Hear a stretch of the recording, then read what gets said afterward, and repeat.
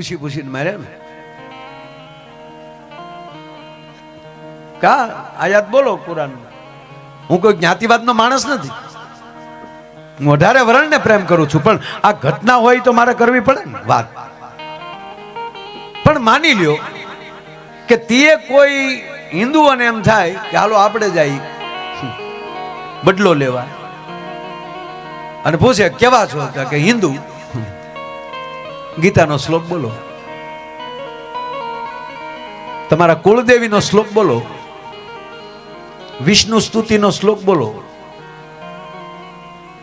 ગણપતિનો મંત્ર બોલો, તો અને ઘણા નથી બેઠા બેઠા ગામમાં બીડીયું ટેકાઈને બેઠે, દી નથી જાતો, કામ જ ન કાંઈ, ધંધે સડી જાવ, દી કેમ વયો જાય ખબર ન પડે, દી ટૂંકો લાગશે, અરે દી વયો ગયો બહારથી કઈ કામ નથી. એટલે કહું છું કાંઈક કરી લેજો, નહીતર કાલ કહેશો કરે રે જિંદગી વહી ગઈ, અને જિંદગીનું મોતીડું પરોવાઈ જાય. એટલે આ દેશની, આપણા ભારત વર્ષની એક ઘટના જ જુદી છે. એટલે કવિ દાદ લખે છે કે આ દેશ કેવો છે કે અહીં શબ્દ એક શોધો તો સહિતા નીકળે, અને અહીં કૂવો ખોદો તો સરિતા નીકળે. સાવ અલગ જ તાસીર છે આ દેશની કે જ્યાં મહાભારત વાવો તો ગીતા નીકળે. સંસ્કૃત રામાયણનો પ્રસંગ છે. મહારાજ રાવણ લંકાપતિ પોતાની ભર કચેરીમાં બેઠા છે. આગલી જ રાતે માં જાનકીને અશોક વાટિકામાં મળીને આવ્યા છે. ભય દેખાડ્યો છે, તલવાર ખેંચી.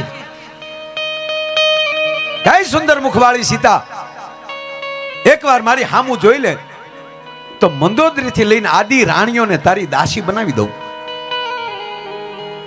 અને ત્યારે મંદોદરી હાજર છે. રાવણ એને જ કહેવાય. રાવણ હોવા છતાં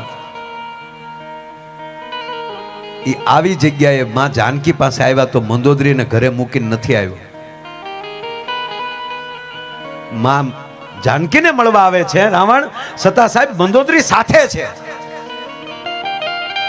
અને આપણે મર્દના દીકરા હોય તો લોક વગરનો મોબાઈલ ઘરે મૂકીને આવો, હારે લઈને આવવાની વાત ઘરે ગઈ છે. કોઈ ઘણા છે એવા, પવિત્રતાના દરિયા ન હોય તો બાપા પૃથ્વી ન હાલે એવા માણસો હોય જ. પણ કોક કોક હમણાં નો ભાઈ હોલાની વાત કરી, એ હોલો બોલે કોક કોક. એક જણો ભર બપોરે ફાનસ હાથમાં, જગતું ફાનસ લઈને નીકળ્યો એક માણસ ભર બપોરે. એટલે કોકે પૂછ્યું કે આ ભર બપોર છે, સૂર્યનારાયણનો પ્રકાશ છે, અને આમાં તમે ફાનસ લઈને શું નીકળ્યા છો? ત્યારે માણસે જવાબ આપ્યો, માણસ ગોતવા નીકળ્યો છું. આ જેવી તેવી વાત નથી. માણસમાંથી માણસ ગોતવો એ અઘરો ન થઈ જાય, એ માટે પવિત્રતાની શાસ્ત્રની જરૂર છે. છેલ્લી વાત કહું, માં જાનકીને મળીને રાવણ આવ્યો છે રાતે. બીજે જ દિવસે ભરી કચેરીમાં રાવણ બેઠો છે, ચિંતિત છે. અને એમના રાજના મહામંત્રી માલવંતજી બેઠા છે. અને માલવંતજી કહે છે કે હે મહારાજ, હે લંકેશ, કેમ એટલા બધા ઉદાસ દેખાવ છો? માલવંતજી, સીતાજીનું હરણ કરીને આવ્યા પછી મેં ખૂબ પ્રયાસ કરી લીધા, પણ સીતાજી મારી સામે પણ નથી જોતા. મારી આ સોનાની લંકા, મારો આ દબદબો, મેં શામ દામ દંડ બધું જ પ્રયોગ કરી લીધો, પણ સીતાજી મારી સામું નથી જોતા. હવે શું કરવું કઈ સૂચતું નથી. અરે મહારાજ, માલવંતજી બોલે છે, અરે મહારાજ, એટલી વાતમાં ચિંતિત થઈ ગયા તમે? ચિંતાનો વિષય નથી મહારાજ. આપ ધારો એનું રૂપ લઈ શકો છો ને? કે હા, હું ધારો એનું રૂપ લઈ શકું, હું તપસી છું. તો એક પ્રયોગ કરો મહારાજ. કે શેનો? કે તમે રામ બનો, અને રામ બની સીતાજીની સામે જાઓ, એટલે તમને રામ સમજી અને સીતાજી તમારી સામે દોટ મૂકશે. હા એ બરાબર છે. અને રાવણ પોતાના મહેલમાં જાય છે, પોતાના 10 મુંગટો એમ કહેવાય નીચે ઉતાર્યા અને ધ્યાન ધર્યું રામનું. અને આબે હુબ રાવણ એમ કહેવાય કે રામ બની ગયો. નમામિ ભક્ત વત્સલમ કૃપાલુ શીલ કોમલમ. ભગવાન નારાયણ બન્યો. અને જેવા જ રામ બન્યા રાવણ, એની એક ક્ષણે રામના વેશમાંથી બહાર નીકળી ગયા અને રાવણ થઈ ગયા પાછા. અને પાછા કચેરીમાં આવે છે. માલવંતજી મંત્રી પૂછે છે, મહારાજ શું થયું? કે ના ના ના, મારે રામ નથી થાવું, હું રાવણ બરાબર છું. મહારાજ, માલવંત, રામમાં કઈક અદ્ભુત તાકાત છે. હું રામ તો બની ગયો ઘડીક. તો અમારે કવિ કાગ બાપુ લખે છે, હે, ખોટો ખોટો રે હું તો રામ બનું ત્યાં બોલ્યો, રામ રુદા માંગાવે. હું ખોટું ખોટું રામ બનું, આ તો મારા હૃદયમાં રામ આવી જાય છે. ખોટો ખોટો રે હું તો રામ બનું ત્યાં બોલ્યો, હાચો રદા માંગાવે. જાનકી મને એ માવડી ભાખે મને વનનો માર્ગ બતાવે. જા રામનું રૂપ ધરું ત્યાં તો રે રે રે મને એવાય સંકલ્પ આવે. એવાય સંકલ્પ એ આવે રે મારા હાથ મને અટવાડે. યા રામનું રૂપ ધરું ત્યાં તો રે રે રે મને એવાય સંકલ્પ આવે. હે માલવંતજી, રામમાં શું તાકાત હશે? દુશ્મનને વખાણ કરવા પડે, એનું નામ રામ. કા તો દુશ્મનને વખાણવો પડે. અને રાવણ એમ કહે છે કે હું ખોટો ખોટો રામ બનું છું, તો હાચો હૃદયમાં આવી જાય છે. મારથી પગલું ન ભરી શકાય. આનો કહેવાનો મારો અર્થ એ છે યુવાન મિત્રોને કે કદાચ ખોટું ખોટું તો મંદિરે જવાનું ચાલુ કરી દેજો મારા બાપ. મારે ગામડા એવા જોવા છે કે દી હાથમે અને આરતી ટાણું થાય ત્યારે આપણા એક પણ ઘરનો વ્યક્તિ એવો ન હોવો જોઈએ ઘર દીઠ એક એક માણસ મંદિરે ન બેઠો હોય. ભલા માણસ આજે મંદિરના નગારાને આપણે ઇલેક્ટ્રોનિક થી વગાડવા પડે છે. અમે નાના નાના હતા ત્યારે નગારા વગાડવા હાટું એમ કહેવાય છોકરા છોકરા બાંધતા હતા વારા લેવા હાટું કે હું વગાડી ઘડીક નગારું. હવે હું ઝાલર ઘડીક વગાડે. ઝાલર વગાડવાના વારા નહોતા આવતા. પૂછજો વડીલો. બસ આ નવા દિવસોમાં એવા સંકલ્પ કરીએ અને ખોટા ખોટા જાતા થાઉં તો હાચા હાચા થઈ જાઉં. આમાં કયા કેવા મિત્રો છે કે દી હાથમે એ મંદિરે ન જાય તો એને વાળું નથી ભાવતું. એવા સંકલ્પ કરીએ કે અહીંયા મંદિર તો છે જ, પ્રતિષ્ઠા તો કરશો જ, મહાદેવનું મંદિર છે જ. પછી આપણે ન જઈએ ને, પછી ખાલી મંદિર રે, અંદર ભગવાન નો રે. આપણે ઘરે કોઈ મહેમાન આવ્યો હોય ને પછી આપણે એને ખાટલે બેહાડીને આખું ઘર વયા જાય. બેજો આવી એ કેટલી ઘડી રહી? 2 દી રહી, 3 દી રહી. આપણે એમ થાય ક્યાંક કામે ગયા હશે. પણ આજ પગે લાગે ને તમારા દીકરા તરીકે કહું, ગાડી લઈને તમે રસ્તે જાતા હોવ અને 7 વાગે તો નક્કી કરવાનું કે રૂટમાં જે પેલું ગામ આવે એ ગામમાં મંદિર હશે જ. હાલ દી આચમાની આરતી છે એ 100% હું એ ગામમાં કરીશ અને એ ગામમાં હું પહોંચી જાય અને હું નાની આરતીને શરણામૃત લઈ લઈ. આ નિયમ લઈ લેજો મારા બાપ. એટલે તમારું દ્રશ્ય એવું થાય ગરવી ગુજરાતમાં કે 7 વાગે ત્યારે હાઈવે ઉપર એક પણ વાહન ન હોય, હોપો પડી જાય. જેવી રીતે શુક્રવારની નમાજમાં કોઈની દુકાન ખુલ્લી ન હોય, એ શીખો ને.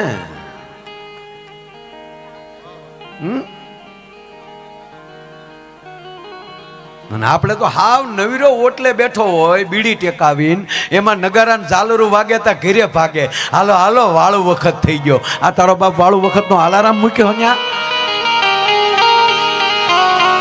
બાપ પગે લાગે ને કહું છું કે આ 6 મહિના અખતરો કરી લો કે હું આરતી કર્યા વગર જમીશ નહીં.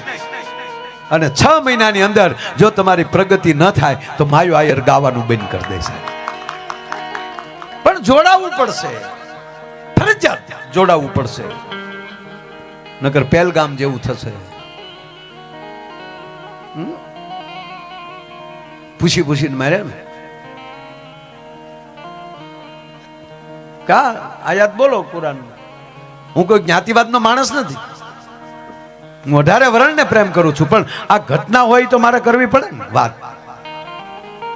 પણ માની લ્યો કે તે કોઈ હિન્દુઓને એમ થાય કે હાલો આપણે જઈ બદલો લેવા, અને પૂછે કેવા છો કે હિન્દુ, ગીતાનો શ્લોક બોલો,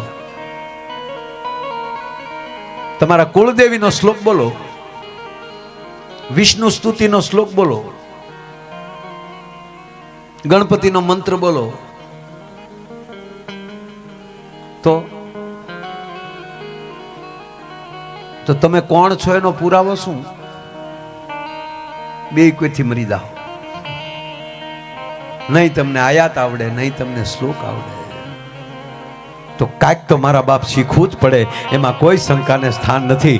અને આવા અહીંયા મુખ્ય દાતા તરીકે મહાકાળી માતાના નવનિર્મિત મંદિરનો અહીંયા બોલ ચાલી રહ્યો છે, એ 44 લાખે પહોંચ્યો છે. હેતુ તો મૂળ તો મંદિરનો હતો, એ હેતુ તમારો પૂરો થવા આવી પૂરો થઈ ગયો છે. તમને લાખ લાખ વંદન મારા બાપ. કારણ કે આ મહાકાળી માં છે ને, એને ઉમા કયો, પાર્વતી કયો, મહાકાળી માં કયો, ચામુંડા કયો, એ તો જે જે કાર્ય માં કરતી ગઈ એમ નામ પડતા ગયા છે. શુંભ નિશુંભને રક્તબીજને માર્યો ત્યારે આ મહાકાળી કહેવાના, ચંડમુંડને માર્યા ત્યારે ચામુંડા કહેવાના. આ મહાકાળી માં સ્વરૂપ લીધું ને ભાઈ. આમ જો આ જગદંબા માતાઓ એવા છે, જ્યારે જ્યારે પુરુષ મૂંઝાણો છે ને ત્યારે માં આગળ આવી છે. જ્યારે જ્યારે ભારત વર્ષનો પુરુષ મૂંઝાણો છે ત્યારે જગદંબા આગળ આવી છે. આ પુરુષ કોણ મોટો? જેના ઘરે આવી માં બેઠી હોય એ મોટા, તો જ મહેમાનને ઘરે લઈ જવાય ને. હારા બેઠા હોય તો જ લઈ જવાય ને. નહીતર એક ભાઈ એની પત્નીને ફોન કર્યો કે હાલો કે હા 5 મહેમાન લઈને આવું છું, રસોઈ તૈયાર રાખજો. તો બોલે પડે ઝીણા અવાજમાં જવાબ આવ્યો, એ સુવિધા આપકે ટેલિફોન में उपलब्ध नहीं है. અને હકીકત કહું, બાળકોની હાજરીમાં 2 માણસ કોઈથી બાંધવું નહીં. બાળકોની હાજરી હોય ને, છોકરા બેઠા હોય એની જોકે કોઈ હવે ઝઘડતા જ નથી, પણ તોય ક્યારેક ક્યારેક આની વાત નથી કરતો, આફ્રિકાની વાત કરું. છોકરાની હાજરીમાં બાંધવું નહીં. 2 જણા કિશોરભાઈ ઝઘડતા પતિ પત્ની, એટલે હવે તો શું છે, વીઆઈપી માણસો બાંધતા હોય ને, વીઆઈપી ક્યાં ગયો? વીઆઈપી લોકો ઝઘડતા હોય ને તો આમ વધારે ન બાંધે, પોચું પોચું બાંધે. એના પત્ની એમ કે તમે છાવ કૂતરા જેવા છો, શું વાવ વાવ કરો છો? તો ઓલો હામો શું કે ખબર, તું પણ કૂતરી જ છે. તો 2 જણા હામાં બાંધતા, તમે કૂતરા જેવા છો, તું કૂતરી જેવી છો. તો છોકરા સાંભળી ગયા. છોકરા આવીને કે હે પપ્પા, તો અમે ગલુડિયા ને.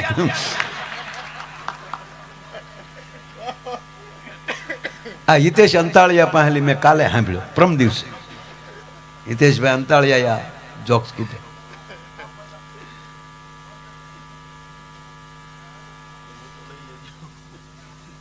પણ મારે વાત જે કહીને વાતને મારે શબ્દોને મૂકવી છે કે જ્યારે પુરુષ મૂંઝાય છે ત્યારે શક્તિ આગળ આવે છે. ભગવાન મહાદેવ મોટા કોણ કેમ છે? બાજુમાં ઉમા બેઠી છે, માં ઉમિયા બેઠી છે બાજુમાં અર્ધાંગના થઈને. ભગવાન રામ મહાન શું કામ છે? બાજુમાં માં જાનકી બેઠા છે. અને ભગવાન કૃષ્ણ મહાન હું કામ છે? બાજુમાં રાણી રાધિકા બેઠા છે. કૃષ્ણના જીવનમાં જો રાધા ન હોત તો કૃષ્ણ આધા હોત. એમ આપણા ઘરે એવી માં બેઠી હોય. ભોળાનાથે રક્તબીજને બધાને વરદાન આપી દીધું, અને પછી જે રક્તબીજે એણે જે દેવતાઓને માર્યા, એટલે તમામ દેવતાઓ મહાદેવ પાસે આવ્યા. મહાદેવને કહે છે કે પ્રભુ સહાય કરો, કલ્યાણ કરો, અમને આવી રીતે રક્તબીજને રોળે છે. એટલે ભોળાનાથ કે તમે મોઢા પીડા, મેં જ વરદાન આપ્યું. અતિ રડે છે ત્યારે પાર્વતી માં કહે છે, માં ઉમા કહે છે કે વરદાન તમે આપ્યું છે, મેં નહીં. અને મારા બાળકો રડતા, જો આ માં કે મારા છોકરા ભીડમાં હોય અને હું ઊભી ન થાવ તો જગદંબા ન કહેવાવ. હવે મહાદેવ તમે બેસો, લાવો ત્રિશૂળ મારી પાસે. અને માન સરોવરમાં સ્નાન કરીને છૂટા કેશ મૂકી અને જેથી રણ સંગ્રામમાં ખપર અને ખડગ લઈને નીકળી. અને ત્યારે રક્તબીજ એમ કહે છે કે હે ભવાની, તારા એટલા ખપરમાં મારું લોહી નો હમાય. મારા એક લોહીનું ટીપું ધરતી ઉપર પડે તો એવા 1000 રક્તબીજ ઊભા થાય. ત્યારે માં કહે છે, આ મહાકાલી કહે છે, ખે ગાંડો થામા, તને ખપર નાનું લાગે પણ આ ખપરમાં 7 સાયર હમાઈ જાય ને તો એનું તળિયું નો ઢકાય. ઈ મારું ખપર છે. અને રક્તબીજની હામાં એકનો અનેક રક્તબીજ મળ્યો થાવા. ત્યારે માં પણ એકના અનેક રૂપ ધારણ કર્યા, નથી ક્રોધિત થયા અને રક્તબીજને રોળ્યો. અને પછી એટલો બધો ભગવતીને ક્રોધ ચડી ગયો. પછી ક્રોધ શાંત નહોતો થતો. રાક્ષસોને તો હણી નાખ્યા. પછી તો દેવો નહીં, તે દેવોની વાહે માં થઈને દેવો ભાગ્યા. બધા મહાદેવ પાસે, પ્રભુ બચાવો. માં પાર્વતી, માં ભવાની, માં ઉમા, એનો ક્રોધ શાંત નથી થતો. રક્તબીજને તો રોળી નાખ્યો છે, રાક્ષસોને તો સંહાર કરી નાખ્યો છે, પણ માં હવે હજી એનો ક્રોધ શાંત નથી થતો. માટે હે ઉમાપતિ, આવો ઉગારો. ઉમાપતિ શબ્દ વાપરે છે. હે ઉમાપતિ, આવો ઉગારો.